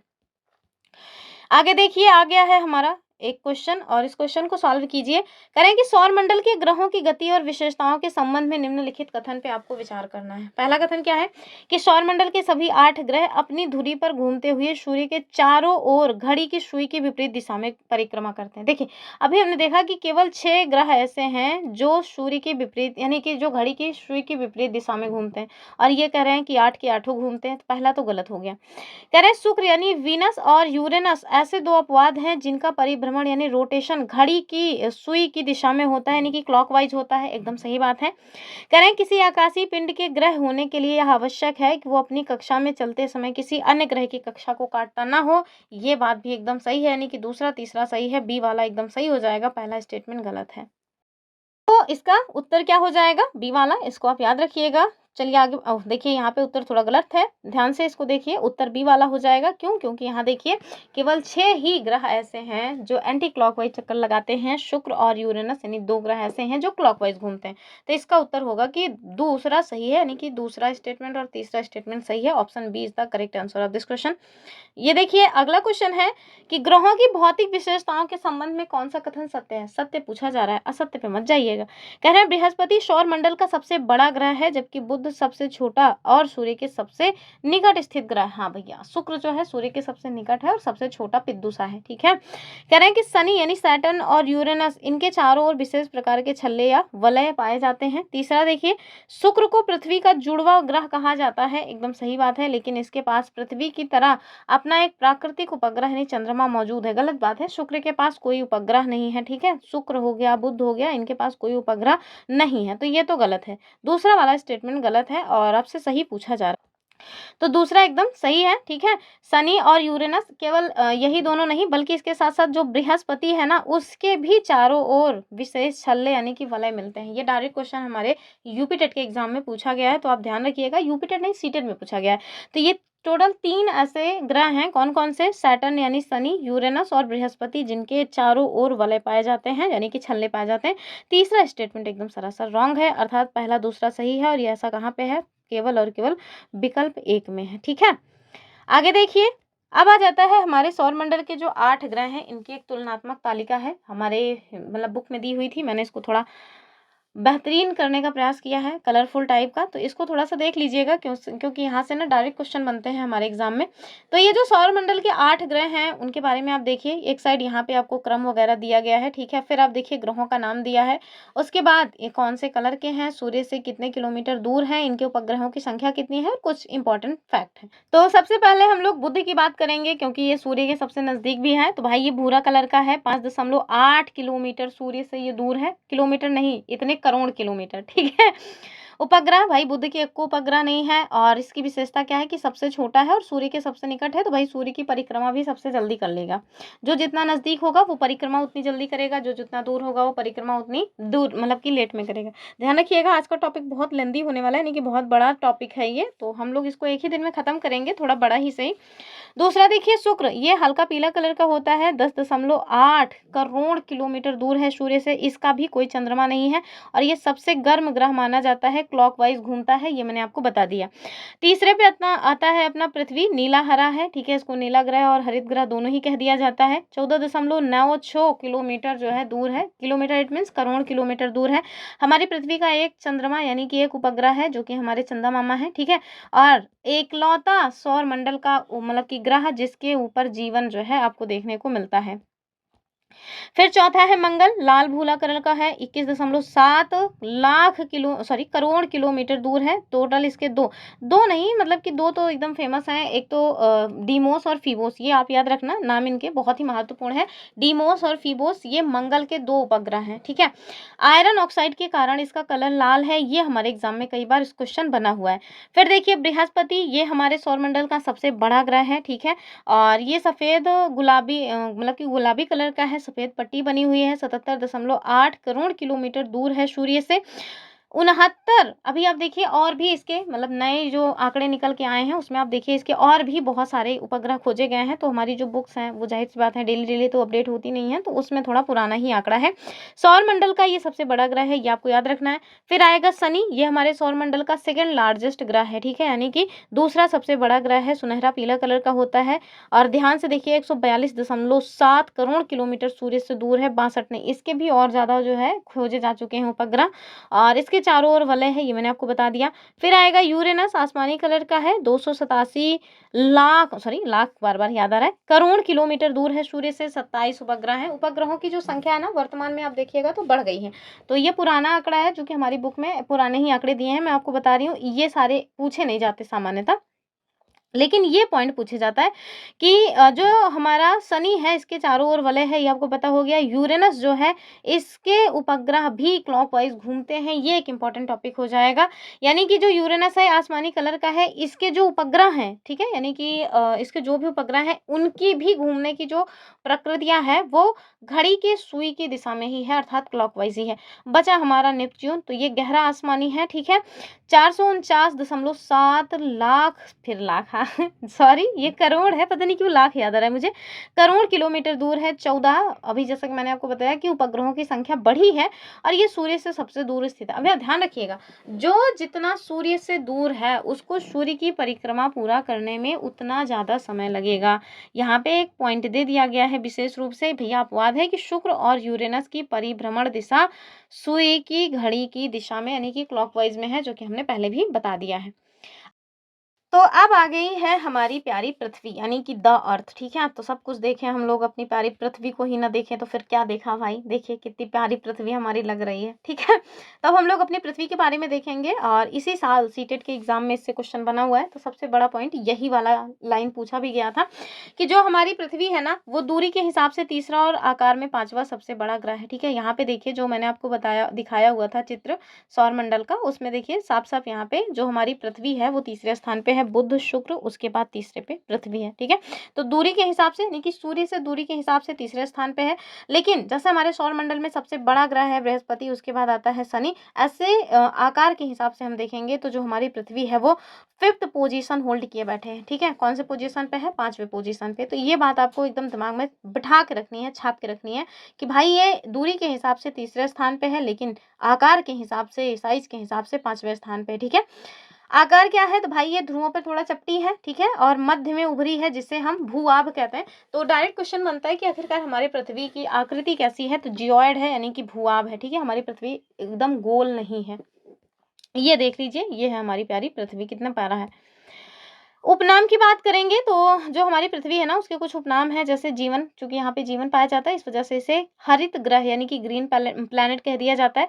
वहीं चूंकि हमारी पृथ्वी पे बहुत ज़्यादा पानी है इस वजह से इसको नीला ग्रह यानी कि ब्लू प्लैनेट भी कहा जाता है। ये बात आपको पता होनी चाहिए। चलिए फौरन बताइए क्वेश्चन का उत्तर। कह रहे हैं कि पृथ्वी यानी कि दी अर्थ की विशेषताओं के संबंध में निम्नलिखित कथनों पे आपको विचार करना है। पहला देखिए कि सूर्य से दूरी के क्रम में पृथ्वी तीसरा ग्रह है और आकार में ये सौर मंडल का 5वां सबसे बड़ा ग्रह है। यही एज इट इज लाइन पूछी गई थी सीटेट में, मैंने यहाँ पे रखी हुई है ताकि आपको दोबारा पूछी जाए तो गलती ना हो। पहला एकदम ठीक है। कह रहे हैं पृथ्वी ध्रुवों पर थोड़ी चपटी है, इसलिए इसे आकार में जो है भूआब कहा जाता है। एकदम सही बात है। कह रहे हैं अंतरिक्ष से देखने पर हमारी जो पृथ्वी है वो नीली दिखाई देती है, इसलिए इसे नीला ग्रह कहते हैं। सब के सब बात सही है। ऑल ऑफ द करेक्ट हो जाएगा। ठीक है, ऑल ये वाला हो जाएगा। ठीक है, तो और डी मतलब कि डी वाला विकल्प हो जाएगा। आगे देखिए जो हमारे खगोलविद है ना, उन्होंने ऐसा बताया भैया कि कई तारे हैं जिनके पास मतलब कि हमारे सौर मंडल की भांति ग्रह उपग्रह आदि जो आकाशीय पिंड है उनसे बना हुआ सुव्यवस्थित तंत्र हो सकता है। इस तरह की बातें जो हमारे खगोलविद हैं उनका कहा जाता है, मतलब उन लोगों के द्वारा इस तरह से कहा जाता है। चलिए, हम लोगों ने ग्रह को देखा। ठीक है, सबसे पहले हमने स्टार्स देखे जिनमें अपनी ऊष्मा और प्रकाश है। फिर हमने देखा ग्रहों को जो सूर्य के चारों ओर चक्कर लगा रहे हैं, उनके प्रकाश से प्रकाशित हो रहे हैं। अब हम लोग उपग्रहों को देखेंगे। क्यों? क्योंकि जो उपग्रह है ना, ये ग्रहों के चारों ओर चक्कर काटने का काम करते हैं। तो अब हम लोग उपग्रहों के बारे में बात करेंगे। तो कुछ आकाशीय पिंड जो मतलब अपने ग्रह की परिक्रमा करते हुए सूर्य की परिक्रमा करते हैं, और इसके साथ साथ अपने ग्रह की परिक्रमा करने के कारण ही इन्हें क्या कहा जाता है? उपग्रह कहा जाता है। जैसे हमारी पृथ्वी का इकलौता जो है उपग्रह है चंद्रमा। ठीक है, और ये पृथ्वी का एकमात्र प्राकृतिक उपग्रह है, ये तो हमको पता ही है।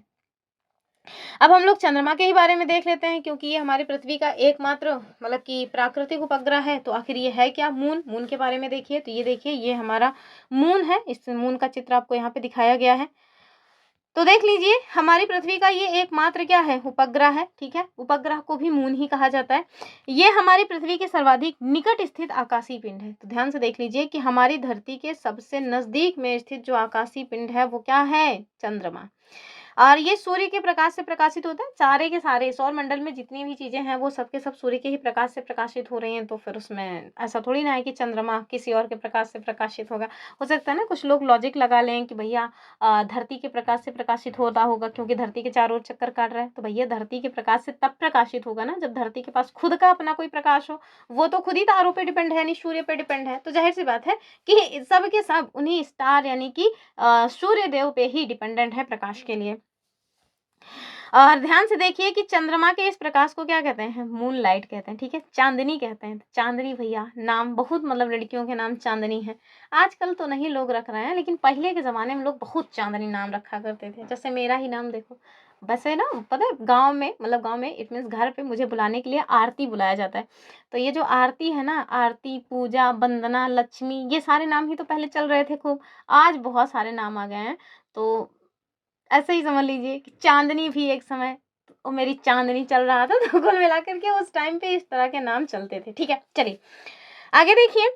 जो हमारा ये चंद्रमा है प्यारा सा, इसके बारे में और भी पॉइंट्स हैं कि पृथ्वी के सर्वाधिक निकट होने के कारण ये रात्रि के आकाश में सबसे बड़ा और चमकीला दिखाई पड़ता है। हम लोग देखते हैं ना स्टार्स से, यानी कि जो क्या बोलते हैं तारे होते हैं उनकी अपेक्षा जो हमारा चंद्रमा है काफी बड़ा दिखाई पड़ता है। तारे बेचारे इतनी छोटे छोटे से दिखाई पड़ते हैं, चंद्रमा इतना बड़ा सा अगर आधा अधूरा है तो वैसे दिखाई पड़ रहा है। कुल मिला के हमारा जो चंद्रमा है स्टार्स की अपेक्षा तो बहुत बड़ा दिखाई पड़ता है। ठीक है, क्यों? इसके पीछे का कारण है कि भैया ये हमारी पृथ्वी के नजदीक है और स्टार्स जो है वो हमारी पृथ्वी के बहुत दूर है। आगे देखिए, व्यास की यदि हम बात करें तो पृथ्वी के व्यास का मात्र 1/4 है। ये मतलब डायरेक्ट क्वेश्चन बन सकता है आपसे कि जो हमारी पृथ्वी का व्यास का कितना मतलब कि है चंद्रमा, तो आप कहना कि भैया 1/4 है। पृथ्वी से लगभग 3,84,400 किलोमीटर दूर है। ये पॉइंट भी आपको पता होना चाहिए कि हमारी धरती से कितना दूर है चंद्रमा? 3,84,400 किलोमीटर। ठीक है, चलिए आगे देखेंगे। और फिर से आ गया है हमारा एमसीक्यू। अब हम लोग चंद्रमा के बारे में एमसीक्यू देखेंगे। उसके पहले अगर आपने अभी तक वीडियो को हाइप नहीं किया है, लाइक नहीं किया है, तो लाइक कर दीजिए और हाँ अपने मित्रों को शेयर जरूर करिए, क्योंकि फिर से कह रहे हैं कि इतना बेहतरीन कंटेंट जो कि एग्जाम के पॉइंट ऑफ व्यू से एग्जाम को टारगेट करते हुए बनाया जा रहा हो, शायद ही यूट्यूब पर कोई आपको देगा। इतनी मेहनत कौन करेगा यार, सबसे बड़ी बात। और आप देखिए ये जो क्वालिटी ऑफ कंटेंट होता है ना, उस पर व्यूज नहीं आते, सही बताएं तो। और इस वजह से लोग इस पर मेहनत नहीं करना चाहते कि कौन मेहनत करे, क्योंकि 4 घंटे मतलब पीडीएफ बनाना और उसके बाद 1 घंटे रिकॉर्ड करना, उसके बाद आप लोगों के साथ इंटरेक्ट करना, बहुत मेहनत का काम होता है। अब व्यूज हम खुद ही देख रहे हैं, जब हम एमसीक्यू सॉल्व कराते हैं तो उस पर मतलब कि ज़्यादा व्यूज आते हैं, और इस तरह का कंटेंट बनाते हैं तो उस पर बहुत उड़ के जाता है, 50 60 या 100 व्यूज आ जाते हैं।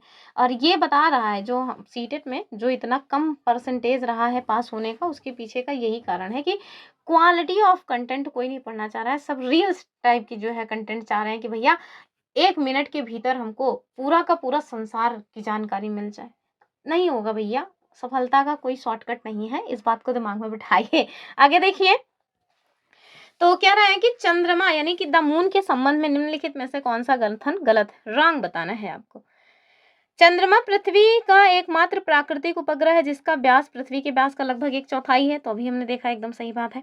चंद्रमा पृथ्वी के लगभग 3,84,400 किलोमीटर दूरी पर स्थित है, ये बात भी एकदम सही है। कह रहे हैं चंद्रमा के पास अपनी स्वयं की ऊष्मा और प्रकाश होता है जिसे चांदनी कहते हैं, ऐसा बताया था मैंने? बिल्कुल भी नहीं, ठीक है। लेकिन बहुत सारे लोग ना इसको लेकर के तुरंत कंफ्यूज हो जाएंगे कि हाँ भैया, हम लोग तो देखते हैं कि चंद्रमा चमकता रहता है, तो भैया चंद्रमा इसलिए चमक रहा है क्योंकि ये भी सूर्य के ही प्रकाश से प्रकाशित है। यहाँ देखिए साफ साफ लिखा है ना कि ये सूर्य के प्रकाश से प्रकाशित होता है, और चंद्रमा के इसी प्रकाश को क्या कहते हैं, चांदनी कहते हैं, अर्थात मून लाइट कहते हैं। तो आप ये बिल्कुल मत समझिएगा कि चंद्रमा के पास अपना खुद का कोई प्रकाश होता है, तो यही वाला गलत हो जाएगा। तो तीसरा गलत है, बाकी सब सही है, तो पहला और दूसरा सही है। आपसे यहाँ मतलब कि गलत पूछा गया है, तो भाई कहाँ गया केवल, ये देखिए केवल कथन 3 गलत है, यानी कि ऑप्शन ए इसका सही उत्तर हो जाएगा। मैं बता रही हूँ कि सबसे ज़्यादा मार जो लोग खाएंगे ना, वो इसी स्टेटमेंट में खाएंगे लेकिन आप ध्यान से देख लीजिए, आप इस स्टेटमेंट में बिल्कुल भी मार मत खाइएगा। और अगर एग्जामिनर मुझे पेपर बनाने के लिए देना, सबसे पहले तो मैं यही वाला क्वेश्चन डालूँ कि भाई ज्योग्राफी का ये क्वेश्चन लाओ आगे देखिए, यहाँ पे देखिए पता है जैसे हमारी एनसीईआरटी में कुछ बॉक्स बना करके पॉइंट्स दिए रहते हैं, वैसे ही जो एससीईआरटी है उसमें लिखा रहता है इन्हें भी जाने, क्या इन्हें भी जाने करके पॉइंट्स दिए हैं। तो भाई ये जो इन्हें भी जाने पॉइंट्स है ना, ये आपके पॉइंट ऑफ मतलब एग्जाम के पॉइंट ऑफ व्यू से सबसे ज़्यादा महत्वपूर्ण है। तो वहीं से ये पॉइंट हमने लिया हुआ है, साफ साफ लिखा हुआ है कि शुक्र और यूरेनस को छोड़ करके, ध्यान से देखिए कि शुक्र और यूरेनस को छोड़ करके बाकी जो ग्रह मतलब कि ग्रह हैं वो घड़ी की सुई के विपरीत दिशा में परिभ्रमण करते हैं। परिभ्रमण मतलब अपने मतलब कि अपने अक्ष पे चारों ओर घूमते हैं, ठीक है। इन दोनों ग्रहों की जो परिभ्रमण की दिशा है वो घड़ी की सुई की दिशा में होती है। यूरेनस के जो उपग्रह हैं वो भी उसके चारों ओर घड़ी की सुई की दिशा में परिक्रमा करते हैं, ठीक है। इसको ध्यान से देख लीजिए, बहुत कंफ्यूजिंग मतलब ये पॉइंट है, लेकिन 1-2 बार देख लीजिए। अब हम कुछ अन्य जो आकाशीय पिंड हैं उन्हें भी देख लेते हैं, क्योंकि हमारे एग्जाम में ना अक्सर ऐसे ही चुटुर-मुटुर जो पॉइंट्स हैं वहीं से क्वेश्चन बने हुए हैं। जैसे अभी मैं आपको बताऊंगी भी, एक क्वेश्चन मैंने सॉल्व भी कराया हुआ है प्रीवियस ईयर क्वेश्चन में। प्रीवियस ईयर क्वेश्चंस मैंने सॉल्व कराए हुए हैं एसएसटी के, अभी तक आपने नहीं देखा उसको देख लीजिए। तो सबसे पहले ना हम लोग क्षुद्र ग्रह ही देखेंगे, एस्ट्रॉइड्स, ठीक है। तो मंगल और बृहस्पति की कक्षा में मैंने दिखाया हुआ था, ठीक है, उन्हीं के मध्य मिलते हैं, इसको हमने देख लिया है।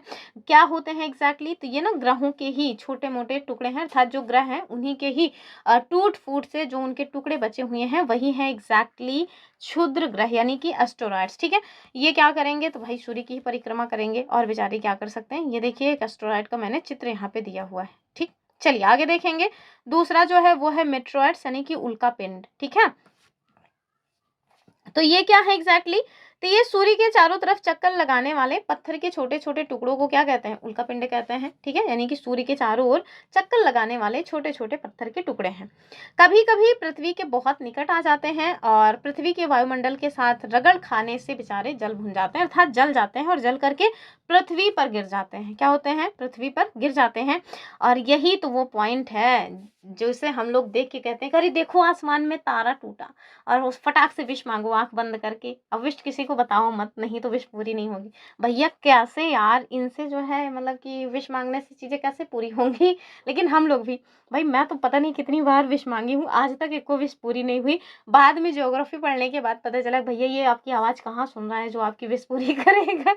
तो ध्यान से देखिए कि जो हम लोग टूटते हुए तारे को देख करके विश मांगते हैं वो एग्जैक्टली क्या है, तो वो है उल्का पिंड। क्या है, उल्का पिंड है, ठीक है।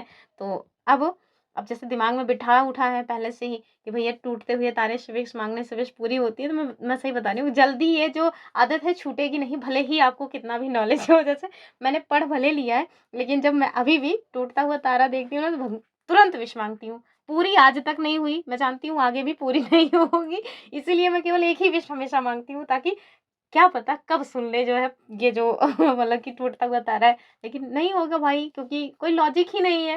लेकिन है ना कि बचपन से दिमाग में चीज़ें घर कर गई हैं कि नहीं, इनसे माँगने से चीज़ें पूरी होती हैं। चलिए, आगे देखिए, पुच्छल तारे यानी कि धूमकेतु, ये क्या है? तो भाई ये इनके बारे में देख लीजिए कि जो पुच्छल तारे अथवा धूमकेतु हैं, ये चट्टान, बर्फ, धूल और गैस के बने हुए आकाशीय पिंड हैं। तो किनसे बने हुए हैं ये आप जाने रहिए। अक्सर ये आकाशीय पिंड अपनी कक्षा में घूमते हुए सूर्य के पास आ जाते हैं, ठीक है? घूमते-घूमते पहुँच जाते हैं सूर्य के नज़दीक कि चलो सूर्य से मिल के आया जाए, ठीक है?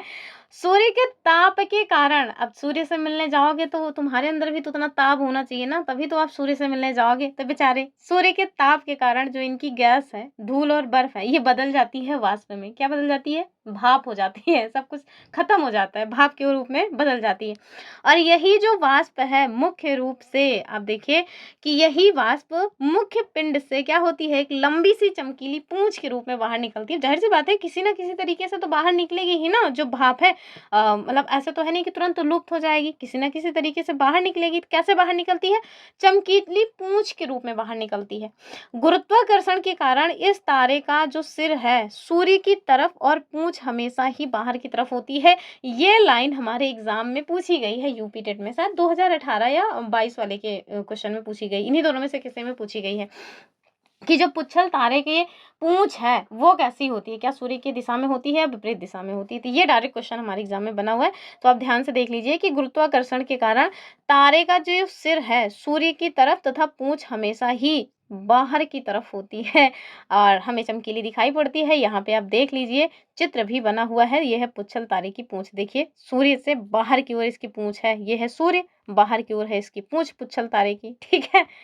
ध्यान से देखिए, बेचारा घूमते घूमते आया था सूर्य के नज़दीक, और सूर्य के टेम्परेचर की वजह से इसका जो मतलब कि वो था, मतलब कि जो भी इसके अंदर मटेरियल था, वो सारा का सारा मटेरियल बदल गया किसमें? अब वाष्प के रूप में। अब जब मतलब कि वाष्प के रूप में बदल गया तो कैसे बाहर निकलेगा? तो ऐसे ही चमकीले पिंड के रूप में बाहर निकलता है।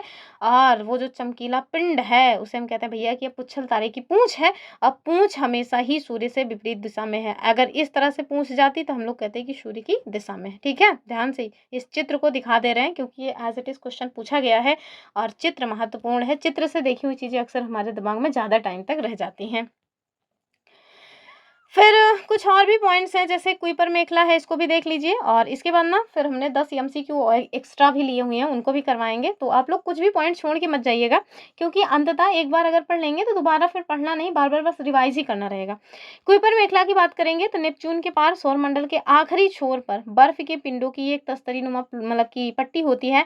और जो प्लूटो है ना, वो इसी मेखला में स्थित है। इसी वजह से तो इसको यहाँ से हटा दिया गया, यानी कि ग्रहों की श्रेणी से हटा दिया गया, ठीक है, क्योंकि ये नेपच्यून की कक्षा को काटने का काम करता था। चलिए यहाँ पे देखिए, यम की बात करेंगे यानी प्लूटो, तो वही वो पॉइंट है जो मैं आपको बता रही थी कि 24 अगस्त 2006 को ये जो एक संस्था है IAU, इसने ग्रहों की श्रेणी से प्लूटो को हटा दिया। उसके पीछे का इन्होंने कारण क्या दिया कि भैया ये नेपच्यून की कक्षा को काटता है, जबकि ग्रह कहलाने के लिए साफ साफ लिखा हुआ था कि किसी भी ग्रह की कक्षा को काटना नहीं चाहिए, ठीक। चलिए, अब बस 2-3 पॉइंट्स हैं और पहला जो पॉइंट है वो है ब्रह्मांड और आकाशगंगा, इसको देख लीजिए।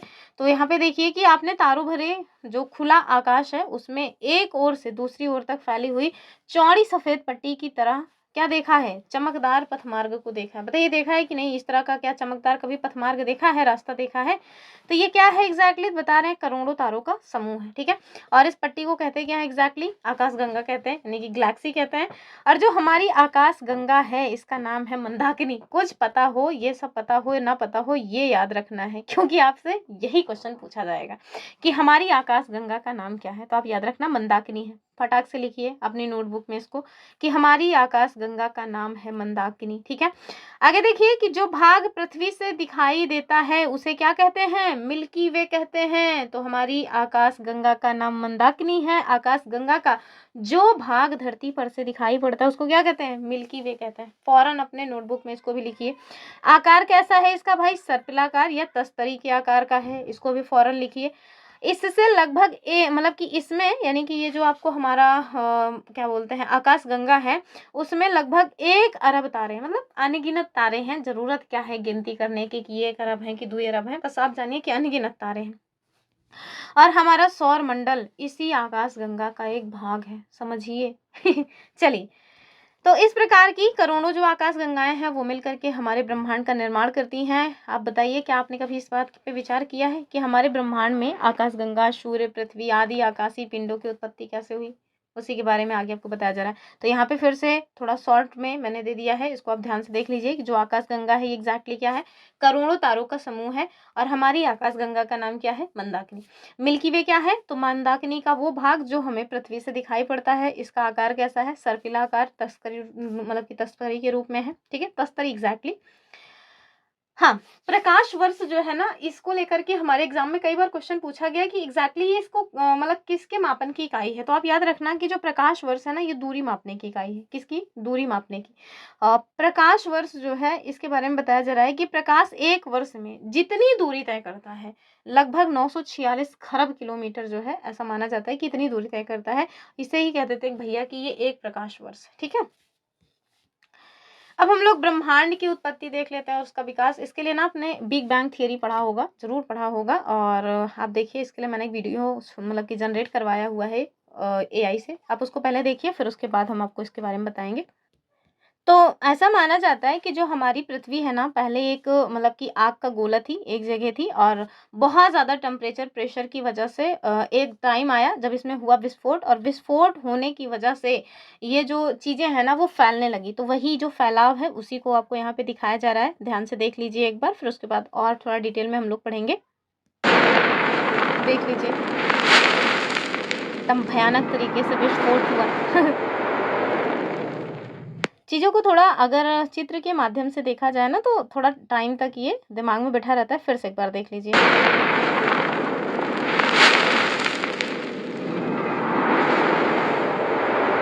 और ये देखिए, इसी तरह का जो विस्तार है, यानी कि जो ब्रह्मांड का फैलाव है वो आज भी जारी है। ऐसा नहीं है कि केवल और केवल उस टाइम पे हुआ था, आज भी जो हमारा ब्रह्मांड है वो फैल ही रहा है। देख लीजिए, ठीक है, मेरे ख्याल से अब आपने देख लिया है। अब हम चलते हैं अपने कंटेंट पे। तो ये जो घटना हम आपको दिखा रहे थे कि भाई जो ब्रह्मांड है वो मतलब कि अत्यधिक गर्मी और घनत्व के कारण जो है एक टाइम आया जब गोला अचानक से फटा। तो ये घटना कब की है? तो आज से लगभग 13 अरब वर्ष की है। ठीक है, यानी कि लाख 2 साल मतलब लाख 2 लाख साल की बात नहीं है।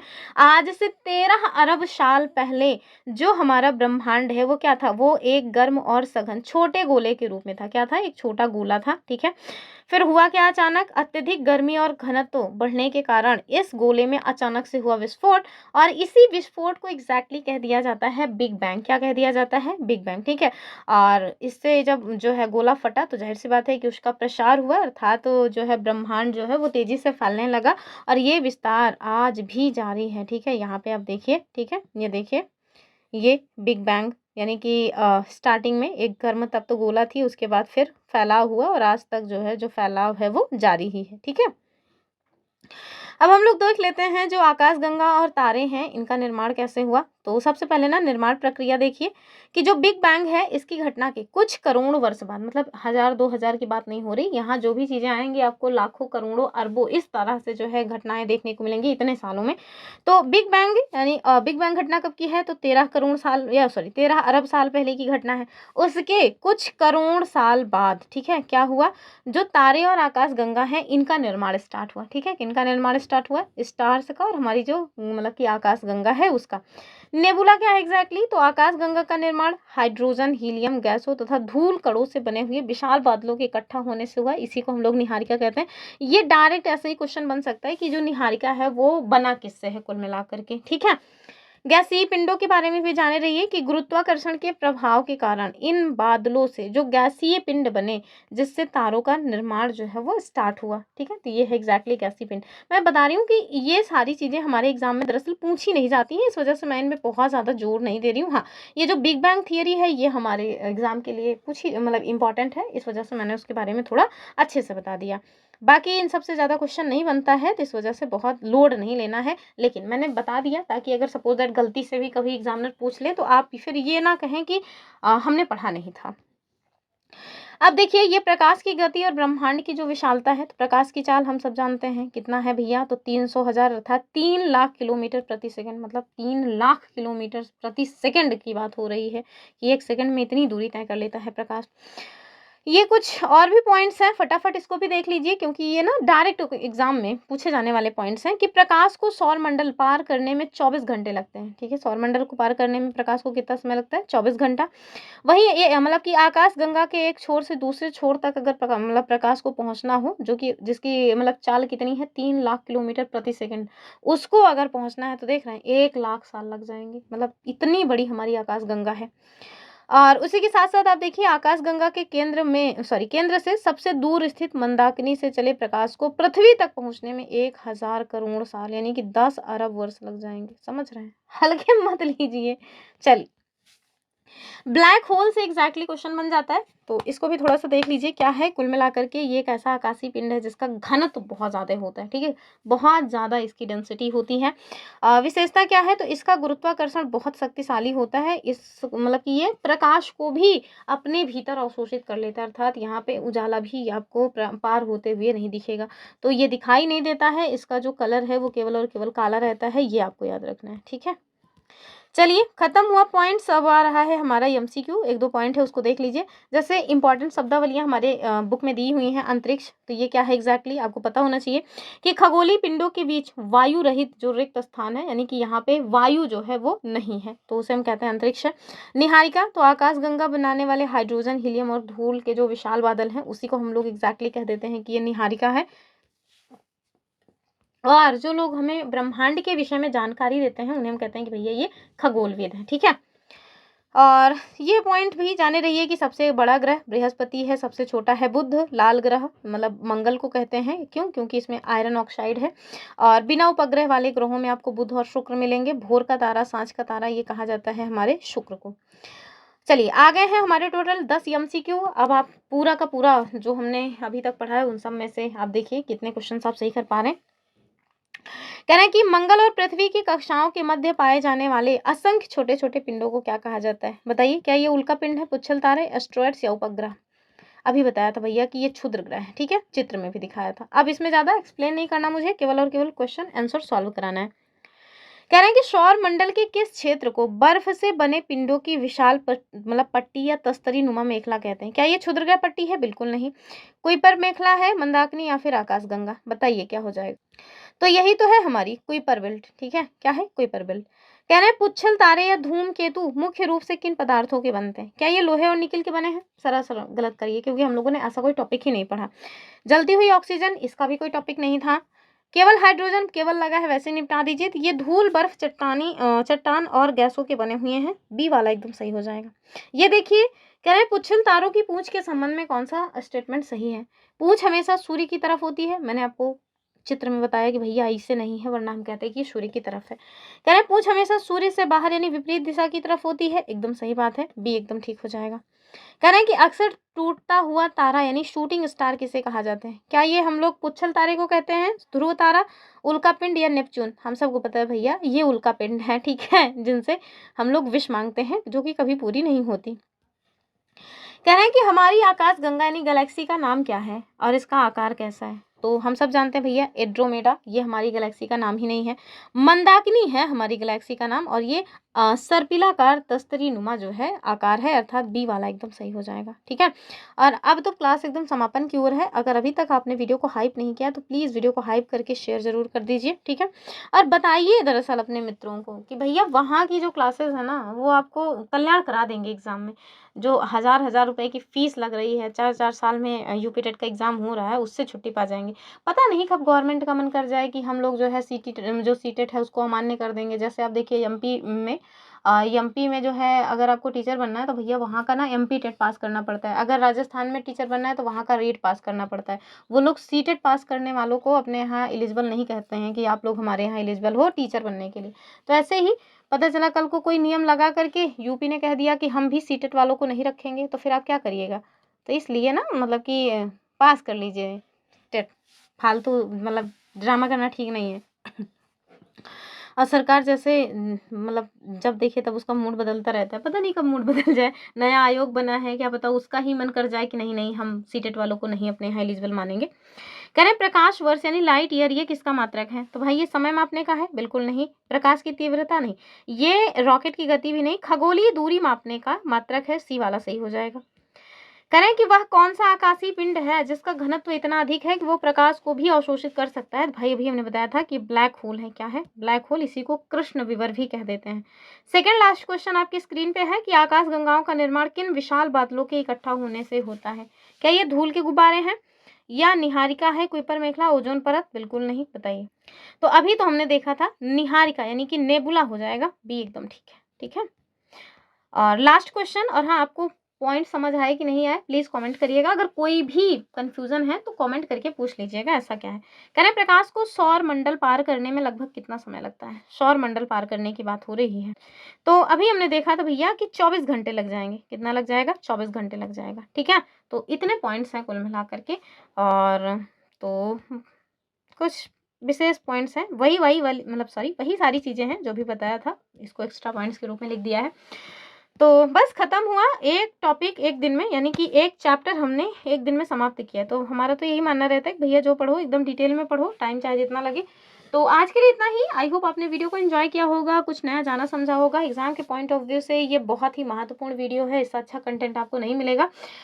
तो फिर मिलेंगे अपनी अगली वीडियो में, और वीडियो को लाइक शेयर करके चैनल को सब्सक्राइब करके रखिए। तब तक के लिए नमस्कार एंड बाय बाय।